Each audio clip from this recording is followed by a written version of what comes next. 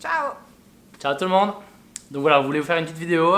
Comme vous pouvez le savoir, je suis français et Lao est italienne. Donc, donc, des fois, Sì. donc des fois c'est un peu challenging pour la communication. Donc on a essayé de parler un peu italien, un peu français dans le couple. Mais quand on est à la maison, je parle un peu plus français que ça. Mais j'ai été obligé de commencer à apprendre l'italien parce qu'on était souvent dans la famille de Lao.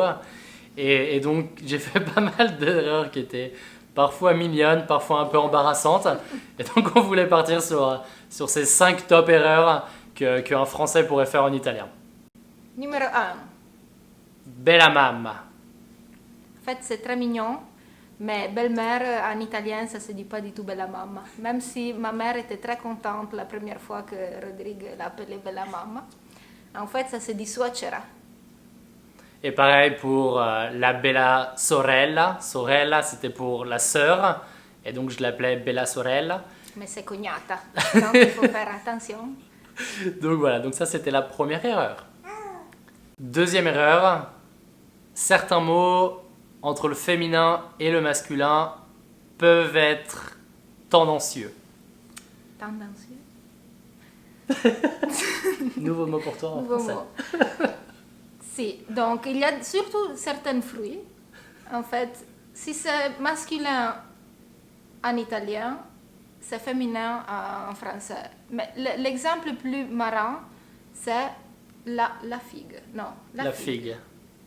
La figue, c'est féminin en français, mais en italien, c'est absolument masculin. Faites super attention, parce que si vous le dites au féminin, ça veut dire complètement une autre chose.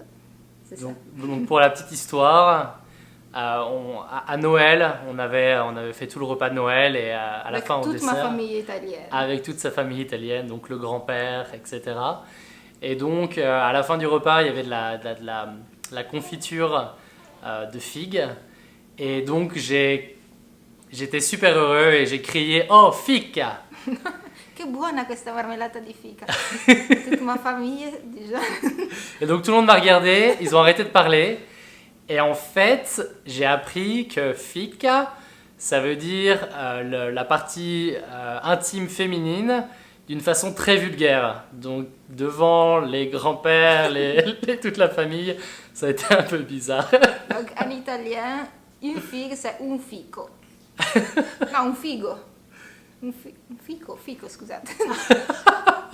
Elle perd son italien. Je commence à oublier l'italien. Troisième, c'est comment vous utilisez vos mains en italien. Oui, ça, je prends la parole ici parce que ça me fait toujours marrer. Vous devez m'expliquer, chers amis français, pourquoi, quand vous voulez parler italien, vous faites toujours comme ça. Quand ça n'a pas de sens. Ça veut dire une chose très spécifique en italien. Ça veut dire qu'est-ce que tu veux, qu'est-ce que tu dis, qu'est-ce que tu fais. Et vous, quand vous dites ma che bello, si vous faites comme ça, c'est très dérangeant pour un italien. Parce que ça veut dire autre chose. Et Donc, Rodrigue, tout le temps, au début, bella. Non, ça se fait pas. Les clichés l'italien ne X. fonctionnent pas X. Ouais, donc maintenant j'ai complètement arrêté, je n'utilise plus mes mains quand je parle italien. Comme ça je peux pas faire d'erreur. Vous pouvez utiliser les mains, mais c'est très spécifique. Mais il y a même des livres en italien que vous pouvez trouver pour expliquer toutes les significations de toutes les expressions de main. Numéro 4, tout le monde. Donc en fait, tout le monde, littéralement, au début je faisais beaucoup de traductions directement français-italien. Donc tout le monde, je l'ai traduit à tutti, monde, mondo. Donc tutti mondo. Mais en fait, tutti mondo, ça ne veut pas dire tout le monde, donc tous les gens qu'il y a ici, ça veut dire le monde entier. Donc ça n'a aucun sens de dire tutti mondo. Non, ça veut rien dire du tout. Ça veut rien dire.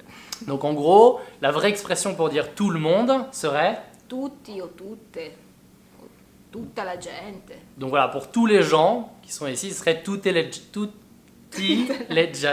gente. Sì, sì, À peu près. ci siamo. Il numero 5 è Caméra. la camera.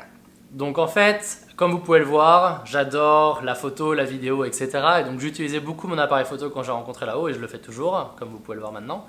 Et donc à chaque fois, j'appelais la caméra mon appareil photo, parce que caméra en anglais c'est caméra, en français on peut utiliser une caméra pour décrire un appareil photo, donc je disais toujours la caméra. Mais en fait la caméra en italien ça veut dire, c'est la chambre. donc c'est la chambre. Et donc pour l'appareil photo en italien c'est la macchina, macchina fotografica. Donc en gros pour moi macchina ça faisait un peu machine, voiture, donc et en fait c'est aussi pour ça, macchina c'est aussi pour voiture, mais c'est aussi utilisé pour l'appareil photo, macchina fotografica. Donc voilà, donc ça c'était une erreur que je faisais tout le temps, et donc je la fais plus maintenant, mais voilà.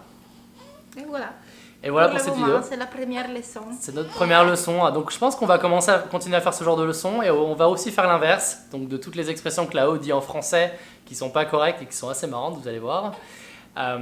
Et donc voilà, donc si vous avez aimé la vidéo, n'hésitez pas à faire un petit j'aime, souscrire à la chaîne et puis on se revoit bientôt. Ciao ciao. Ciao. Ça serait tout le monde. Ben, c'est bizarre, c'est comme tout le monde soulève une main si vous avez compris et tu traduis tout le monde soulève, le monde entier doit soulever une main, c'est très bizarre. Je pense qu'il faut qu'on la fasse celle-ci. Ça se comprend pas, c'est comme on a dit. Okay. Un mot pour dire tout le monde dans une expression de tous les gens qui sont ici. Et tutti. Et tutti. Donc c'est encore beaucoup plus simple. Tutti genti, pour tous les gens. Non, toutes les personnes, tutti i genti. Non, bon, on recommence. Non, laisse-le, tu peux le laisser, c'est marrant. Tutti i genti. Mais en fait, ça veut rien dire du tout. Prendo la video. Gaia. Numero 4. Chuck 20.